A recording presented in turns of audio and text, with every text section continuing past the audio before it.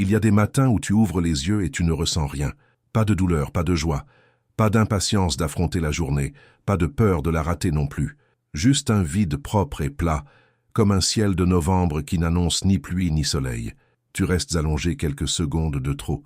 Tu regardes le plafond sans le voir vraiment. Et quelque chose en toi sait, avec une clarté que tu ne peux pas tout à fait formuler, que tu n'as plus vraiment envie de faire les mêmes gestes qu'hier. Ce n'est pas de la fatigue. Tu as dormi. Ce n'est pas une mauvaise nuit que tu dois simplement laisser derrière toi. C'est quelque chose de plus subtil, quelque chose qui n'a pas de nom dans le vocabulaire du quotidien, quelque chose qui ressemble à un léger détachement de tout ce qui constituait, jusqu'à récemment, l'architecture de ta vie. Les conversations qui t'animaient autrefois te semblent maintenant un peu creuses. Les projets que tu portais avec énergie te regardent de loin, comme si c'était une autre version de toi qui les avait commencés. Tu vas quand même te lever, tu vas faire le café, tu vas répondre aux messages. Mais quelque chose a changé dans la façon dont tu habites les choses, comme si tu te regardais vivre depuis un léger écart, depuis une distance imperceptible mais réelle. Et le plus étrange, c'est que tu ne saurais pas dire exactement quand ça a commencé. Il n'y a pas eu d'événement précis, pas de rupture nette, pas de traumatisme identifiable. C'est arrivé progressivement, silencieusement, comme une marée qui se retire, sans qu'on remarque le mouvement tant qu'on ne voit pas le sable à nu. Un jour, tu as réalisé que tu n'avais plus envie d'expliquer certaines choses aux gens, qu'il y avait des discussions que tu n'avais plus la patience d'avoir, que certains plaisirs qui t'avaient longtemps suffi te laissaient maintenant avec une impression vague d'insatisfaction. Non pas que la chose soit mauvaise, mais comme si elle était devenue insuffisante, comme si tu avais besoin de quelque chose que tu n'arrivais pas à nommer. Peut-être que tu as essayé d'en parler, et peut-être que les gens autour de toi ont dit des choses bienveillantes, mais à côté parce qu'ils ne comprenaient pas exactement de quoi il s'agissait, parce que toi-même, tu ne comprenais pas encore. Et dans ce malentendu doux et répété, quelque chose s'est légèrement refermé en toi, pas par méchanceté, mais parce qu'il y a certaines expériences qu'on ne peut pas partager tant qu'on ne les a pas soi-même traversées. Et là, dans ce silence du matin, une voix commence. Elle n'est pas forte, mais elle est persistante. Elle dit « Peut-être que tu es déprimé, peut-être que quelque chose ne va pas avec toi. » Peut-être que tu es en train de te briser de l'intérieur sans t'en rendre compte. Elle dit, les gens normaux n'ont pas ce genre de distance avec leur propre vie. Les gens en bonne santé se lèvent avec de l'élan, avec des envies, avec une densité dans le présent que toi tu n'arrives plus à trouver. Et donc peut-être que tu es cassé. Peut-être que quelque chose de fondamental s'est déréglé, quelque chose que tu aurais dû réparer depuis longtemps, mais que tu as laissé se dégrader sans vraiment t'en occuper. Cette voix devient parfois plus cruelle. Elle dit « Tu es devenu froid ». Tu regardes les gens avec un regard qui observe sans vraiment s'impliquer. Tu as perdu ta capacité à t'enthousiasmer des mêmes choses qu'eux. Et quelque part, au fond, tu penses que tu comprends mieux. Et cette pensée même te fait honte, parce que ça ressemble à de l'arrogance. Tu ne veux pas être dur, tu ne veux pas être seul. Et pourtant, la solitude est là, pas comme une punition, mais comme une conséquence naturelle d'une façon d'être que tu n'as pas tout à fait choisie. Il y a des jours où tu te demandes si tu n'es pas en train de perdre quelque chose d'essentiel. Ta capacité à t'abandonner à un moment simple, sans que ton esprit commence immédiatement à en percevoir la surface. Tu te souviens d'une époque où tu pouvais être pleinement là dans des choses ordinaires, une soirée, une blague, un film sans profondeur, et maintenant ces mêmes choses te semblent un peu petites pour l'espace intérieur que tu occupes. Et ça fait peur, parce que ça ressemble à te couper du monde sans avoir demandé à le faire. La peur la plus profonde, celle que tu n'admets peut-être pas à toi-même, est celle-ci. Et si tout ça ne menait nulle part? Et si cette phase de vide intérieur n'était pas une transition vers quelque chose de plus vrai, mais simplement le début d'une façon d'être plus terne, plus sèche, plus seule? Et si tu étais en train de perdre ta joie de vivre pour de bon, non pas parce que tu traverses quelque chose, mais parce que c'est simplement ce que tu es en train de devenir. Voilà ce que Richard Feynman, l'un des physiciens les plus brillants du XXe siècle, a exprimé un jour dans une conférence que peu de gens ont vraiment entendue pour ce qu'elle était. Il ne parlait pas de physique quantique ce jour-là, il parlait de la nature de la compréhension. Il disait à peu près ceci, le premier signe que tu commences à vraiment comprendre quelque chose, c'est que ça te devient inconfortable. Non pas parce que c'est douloureux, mais parce que ça brise la structure à l'intérieur de laquelle tu te mouvais jusqu'ici, et que briser cette structure, même quand c'est nécessaire, crée un instant de désorientation que beaucoup de gens confondent avec une crise, avec le signe que quelque chose s'est cassé. Ce qu'il voulait dire, entre les lignes, c'est que la compréhension authentique n'est pas confortable. Elle ne s'installe pas en douceur dans l'espace d'une conscience qui a appris à fonctionner à l'intérieur de certaines illusions. Et que confondre la désorientation causée par une compréhension croissante avec une maladie de l'âme, voilà précisément l'erreur qui fait souffrir inutilement les gens qui commencent à voir plus clair. Voilà le malentendu fondamental que personne ne prend le temps d'expliquer. Ce que tu vis si tu te reconnais dans ce que j'ai décrit n'est pas un effondrement. Ce n'est pas le signe que quelque chose en toi est cassé. C'est le signe d'un processus que certains esprits traversent à certains moments de leur vie. Un processus qui n'a pas de nom précis dans notre culture, qui n'est pas enseigné, qui n'est pas reconnu, et qui pour cette raison peut se vivre dans une confusion terrifiante. Il s'agit d'un changement de niveau de conscience, non pas au sens mystique, pas au sens d'une illumination spectaculaire, mais au sens très concret d'une modification dans la façon dont tu perçois la réalité, dans la façon dont ta psychologie organise sa relation avec ce qui t'entoure. Et ce changement crée un vide avant de créer une plénitude. Il crée un silence avant de créer une nouvelle façon de voir. Et ce vide ressemble de très près à une perte, jusqu'au moment où tu comprends que c'est une transformation. Il y a une image qui vient de la biologie et elle est étrangement précise pour ce dont je parle. Quand une chenille devient un papillon, il se passe quelque chose que la plupart des gens ne savent pas vraiment. Dans le cocon, la chenille ne se transforme pas progressivement, ne grandit pas doucement des ailes tout en restant ce qu'elle était. Non, à l'intérieur du cocon, la chenille se dissout. Elle se liquéfie presque entièrement. Sa structure biologique se défait jusqu'à n'être plus que de la matière informe. Un bouillon de cellules qui n'est ni chenille ni papillon. Pendant ce temps, de l'extérieur, le cocon semble immobile. Rien ne se passe, rien n'est visible. Et si on ne savait pas ce qu'il se passe à l'intérieur, on pourrait penser que la chenille est morte. Ce que tu vis ressemble à ça. De l'extérieur, ta vie continue. Tu fais les gestes, tu honores les engagements, tu souris au bon moment. Mais à l'intérieur, une ancienne structure est en train de se défaire. Une certaine façon de vouloir des choses. Une certaine façon de chercher de la validation dans les regards des autres. Une certaine façon de trouver du sens dans l'agitation, dans l'accumulation d'expériences, dans le bruit permanent que notre culture appelle une vie bien remplie. Cette structure-là se liquéfie. Et dans cet état intermédiaire, ni ancienne version ni nouvelle, tu ressens exactement ce que tu ressens. Un vide, une distance, une incapacité à te reconnaître dans les désirs que tu avais hier. Imagine que tu aies vécu longtemps dans une pièce très bruyante. Pas une pièce inconfortable, une pièce vivante, pleine de couleurs, de voix, de mouvements. Tu t'y es habitué. Tu as appris à t'orienter dans ce bruit, à avoir besoin de lui pour te sentir exister. Et puis, sans que tu l'aies choisi, quelqu'un ouvre une porte et tu te retrouves dans une pièce silencieuse. Et là, dans le premier instant, le silence est presque insupportable. Il révèle quelque chose que le bruit couvrait. Il révèle ta propre présence dans l'espace. Et cette présence-là, ta présence à toi-même sans le fond sonore de l'agitation, te semble étrange, presque inquiétante, parce que tu n'y es pas habitué. Voilà ce qu'est la perte d'envie pour les stimulations ordinaires. Ce n'est pas un appauvrissement. C'est l'émergence d'une sensibilité différente. Une sensibilité qui devient incapable de se contenter du bruit parce qu'elle a commencé à entendre autre chose. Quelque chose de plus subtil. Quelque chose que le bruit avait couvert pendant longtemps et qui maintenant insiste pour être entendu, sans encore avoir de forme ni de nom précis. Pense à quelqu'un qui a vécu longtemps dans un théâtre sans savoir que c'était un théâtre. Il voyait les décors, entendait les répliques, ressentait les émotions que la pièce produisait, et tout cela lui semblait réel. Un jour, par hasard, il se retrouve derrière le rideau. Il voit les machineries, les câbles, les projecteurs, les acteurs qui enfilent leurs costumes avec des visages fatigués. Et il comprend dans un instant de vertige que ce qu'il prenait pour la réalité était une représentation. Ce n'est pas que la représentation était mauvaise, elle était peut-être belle, touchante, mais elle n'était pas la réalité. Et maintenant qu'il a vu ce qu'il y a derrière, il ne peut plus regarder la scène de la même façon. Il voit le maquillage sur les visages. Il voit les coutures dans les décors. Les gens qui ne sont pas passés derrière le rideau pensent qu'il est devenu cynique, qu'il a perdu sa capacité à s'émouvoir. Mais ce n'est pas ça. C'est qu'il a changé de niveau de rapport avec la réalité. Et cette façon-là de regarder n'est pas un appauvrissement, c'est une expansion. Mais elle crée, au moins pour un temps, une solitude particulière. La solitude de celui qui a vu quelque chose que les autres n'ont pas encore vu.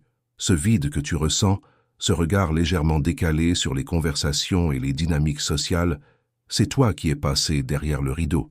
Et maintenant, tu dois apprendre à habiter ce nouvel espace. Ce n'est pas simple, mais c'est irréversible dans le bon sens du terme. Tu ne peux pas désapprendre ce que tu as vu. Tu ne peux pas retourner devant le rideau et faire semblant de ne pas savoir ce qu'il y a derrière. La seule direction possible, c'est d'avancer, d'apprendre à vivre avec ce que cet espace exige et avec ce qu'il offre. Pendant longtemps, peut-être pendant toute ta vie jusqu'ici, tu as fonctionné avec un système de désir très lié à l'approbation extérieure. Pas consciemment, mais structurellement. Tu voulais des choses parce qu'elles te rendaient désirable dans le regard des autres. Tu voulais réussir parce que la réussite te donnait une identité solide. Tu voulais appartenir parce que ces appartenances te donnaient l'impression d'exister de façon plus certaine. Et tout cela fonctionnait, jusqu'au moment où ça ne suffit plus. Jusqu'au moment où quelque chose en toi a commencé à percevoir comment ces désirs étaient construits de l'extérieur vers l'intérieur, comment ils répondaient davantage à une logique de survie sociale qu'à une vraie nécessité intérieure. Et quand ces désirs perdent de leur force, il y a un intervalle qui ressemble à du vide, qui ressemble à de l'apathie, mais qui est en réalité une gestation. Quelque chose cherche à naître, et comme tout ce qui cherche à naître, il a besoin d'obscurité et de silence avant d'être prêt pour la lumière. Cette solitude que tu ressens mérite d'être regardée sans la fuir. Elle n'est pas le signe que tu es devenu incapable de connexion ou d'amour. Elle est le signe que tu as commencé à distinguer les connexions qui te nourrissent de celles qui te soutirèrent de l'énergie, sans te donner quelque chose de réel en échange. C'est une distinction que beaucoup de gens ne font jamais. Elle coûte quelque chose, mais elle t'appartient maintenant. Il y a une certaine forme de socialité qui fonctionne comme une distraction mutuelle. On se rassemble pour ne pas rester seul avec soi-même. On parle pour éviter le silence. On consomme des expériences ensemble pour avoir l'impression de vivre pleinement. Et tout cela n'est pas mauvais en soi. Mais à un moment, quelque chose en toi commence à percevoir cette mécanique pour ce qu'elle est, et tu ne peux plus t'y abandonner de la même façon. Et donc les soirées qui semblaient autrefois une façon d'être en vie, te semblent maintenant parfois vides de quelque chose d'essentiel. Cette solitude-là n'est pas une régression. C'est l'émergence d'une exigence différente. Tu cherches maintenant des connexions vraies, des présences qui n'ont pas besoin d'être comblées par du bruit, des silences qui peuvent exister sans malaise. Et ces choses-là, dans notre monde saturé de stimulation, sont plus rares. Elles existent, mais moins souvent, avec moins de gens. Et donc, pour un temps, la solitude est le prix de cette exigence nouvelle. Le vide que tu ressens le matin est une information. Il te dit que les raisons que tu avais autrefois de te lever n'ont plus la même force. Non pas parce que la vie est vide, mais parce que ces raisons étaient construites sur des fondations qui ne tiennent plus tout à fait. Et avant que de nouvelles raisons, plus enracinées dans ce que tu es réellement, aient émergé. Il y a ce matin-là, avec le plafond et le silence et l'absence d'élan, ce n'est pas un état permanent, mais c'est un état nécessaire. Parce que le vide est l'espace où la question peut enfin se poser. Qu'est-ce que tu veux, toi, vraiment, quand personne ne regarde? Et cette question-là ne trouve de réponse que dans le silence. Il y a un piège particulièrement insidieux qui attend ceux qui commencent à traverser ce type de transformation. Et ce piège n'est pas l'obscurité, c'est la lumière mal utilisée. C'est ce qu'on pourrait appeler l'orgueil de la lucidité. Quand tu commences à voir les mécaniques que tu ne voyais pas avant, quand tu commences à percevoir les automatismes sociaux, les désirs construits, les illusions collectives dans lesquelles la plupart des gens se meuvent sans le savoir, il se passe quelque chose de naturel et de dangereux. Tu as l'impression de voir mieux que les autres. Et cette impression, dans certains moments, est même partiellement juste. Mais de là à en faire une supériorité tacite, de là à regarder ceux qui ne voient pas encore ce que tu vois avec une condescendance à peine voilée, il n'y a qu'un pas. Et ce pas, beaucoup de gens qui traversent ce type d'éveil le franchissent sans même s'en rendre compte. Ça ressemble à ça, concrètement. Tu es dans une conversation et quelqu'un dit quelque chose qui révèle, selon toi, qu'il est encore prisonnier d'une certaine façon automatique de voir les choses. Et tu éprouves un mélange de tristesse sincère et d'une légère satisfaction d'avoir dépassé ce stade. Tu te surprends à classer les gens, ceux qui cherchent vraiment et ceux qui dorment encore. Tu trouves certaines conversations indignes de ton attention, Et progressivement, presque imperceptiblement, tu deviens plus dur, plus intransigeant, plus seul, non plus par nécessité de croissance, mais par un orgueil intellectuel que tu confonds encore avec de la lucidité. C'est le piège. Et Feynman avait quelque chose à dire là-dessus. Les gens absolument certains d'avoir raison sont les plus dangereux intellectuellement, non pas parce qu'ils ont nécessairement tort, mais parce que leur certitude les empêche d'apprendre encore. Ils préféraient quelqu'un qui doute activement à quelqu'un qui est sûr, parce que le doute est une forme d'ouverture permanente, une façon honnête de rester en contact avec la réalité plutôt qu'avec l'image qu'on s'est construite de soi-même. La vraie lucidité n'est pas hautaine, elle est humble, d'une humilité réelle, celle qui reconnaît que ce que tu vois n'est jamais tout ce qui est à voir. Ta perspective, aussi élargie qu'elle semble, est encore une perspective parmi d'autres. Les gens qui ne voient pas encore ce que tu vois ne sont pas inférieurs. Ils sont à une étape différente d'un chemin qui est propre à chacun. Ton rôle n'est pas de les corriger ni de les regarder avec cette pitié légère que l'orgueil spirituel produit. Ton rôle est de continuer à marcher toi-même avec honnêteté et d'avoir la décence de laisser aux autres le droit de faire leur propre chemin. Il y a aussi la dureté émotionnelle, un autre effet secondaire fréquent et trompeur. Tu deviens moins réactif, moins facilement ému, et ça peut sembler une forme d'invulnérabilité enviable. Mais en réalité, si tu n'y prends pas garde, c'est une fermeture déguisée en détachement, une façon de te protéger du monde en te durcissant contre lui. Ce durcissement n'est pas de la sagesse, c'est une réaction défensive qui ressemble à de la sagesse de loin, mais qui de près est simplement de la peur habillée en philosophie. La vraie transformation ne te rend pas moins humain, elle te rend différemment humain. Moins réactif aux stimulations superficielles, oui, mais plus touché par la beauté simple et inattendue d'un moment ordinaire, plus capable d'une compassion qui n'est pas un réflexe conditionné, plus disponible pour une connexion vraie quand elle se présente sans annonce. Si ce que tu traverses te rend simplement plus dur, plus fermé, moins capable de tendresse, alors quelque chose demande à être regardé honnêtement. Ce n'est pas nécessairement un éveil, c'est peut-être une armure. Et il y a une différence capitale entre les deux, même si de l'intérieur elles peuvent se ressembler pendant un temps. Alors tu vas te lever. Peut-être pas ce matin avec un grand élan. Peut-être pas avec la certitude que tout fait sens et que ta vie se réoriente magnifiquement. Peut-être juste avec le verre d'eau, avec le café, avec les premières minutes du jour qui arrivent comme elles arrivent, sans promesse particulière, sans drame non plus. Et peut-être que c'est déjà quelque chose, cette capacité à se lever, sans avoir besoin que le matin soit spectaculaire pour mériter d'être vécu. Et peut-être que c'est ça, la chose que personne ne dit clairement, que ce que tu cherchais, cette intensité, cet état de plénitude que tu espérais trouver au bout de cette traversée difficile, ressemble moins à une explosion qu'à un murmure, moins à un sommet qu'à un fond plat et stable, moins à une illumination spectaculaire qu'à la simple capacité de boire ton café le matin en étant vraiment là, sans l'angoisse constante de savoir si tu fais bien, si tu avances assez vite, si ta vie ressemble à ce qu'elle devrait ressembler selon des critères que tu n'as jamais vraiment choisis. Ce que Feynman avait compris, et ce qu'il exprimait dans cette relation d'émerveillement absolu avec la réalité, pas avec les idées sur la réalité, mais avec la réalité elle-même, dans sa texture et dans ses détails, c'est que la joie profonde n'est pas une récompense qu'on reçoit après avoir suffisamment souffert. Ce n'est pas un état qu'on atteint quand on a tout résolu. C'est une façon d'être présent, une façon d'être là, pleinement là, dans ce qui est, sans projeter sur le moment présent toutes les angoisses du passé et toutes les attentes du futur. Et cette présence-là ne peut pas émerger dans le bruit constant. Elle ne peut pas se former dans l'agitation permanente, dans la fuite du silence. Elle se forme exactement là où tu es en ce moment. Dans ce vide, dans ce silence, dans cette période de transition inconfortable où tu n'es plus tout à fait l'ancienne version de toi et pas encore la nouvelle. C'est là qu'elle se forme, pas ailleurs, pas dans un autre moment de ta vie où tout serait plus clair et plus résolu. Maintenant, dans ce matin ordinaire avec le plafond et le silence et le café qui refroidit, tu n'es pas cassé, tu n'es pas en train de perdre ta joie, tu es en train de changer la définition que tu en as. La joie que tu cherchais, celle des grandes émotions et des moments intenses, n'a pas disparu. Mais elle a commencé à cohabiter avec quelque chose de plus tranquille, de plus ancré, de plus difficile à nommer. Quelque chose qui n'a pas besoin d'être vu pour exister. Quelque chose qui n'a pas besoin de validation pour être réel. C'est une façon plus discrète d'être vivant, et elle ne sera jamais aussi spectaculaire que l'autre.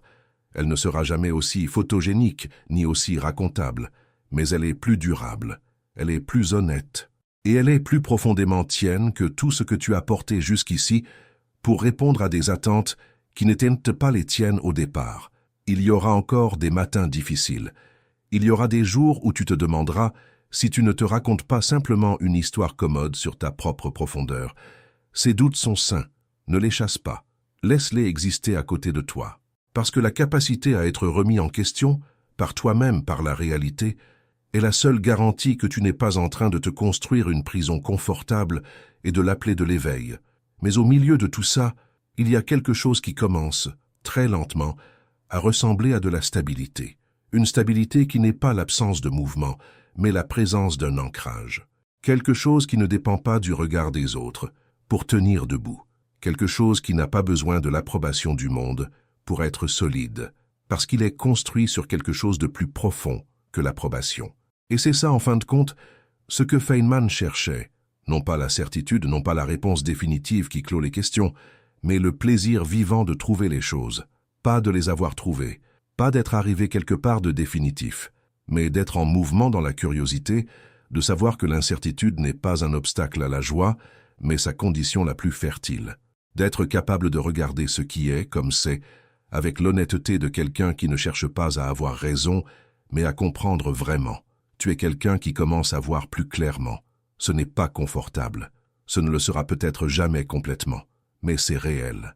Et le réel, même quand il est exigeant, même quand il est sobre et sans fanfare, même quand il ne ressemble pas à ce qu'on nous avait promis, a une qualité que l'illusion n'a pas.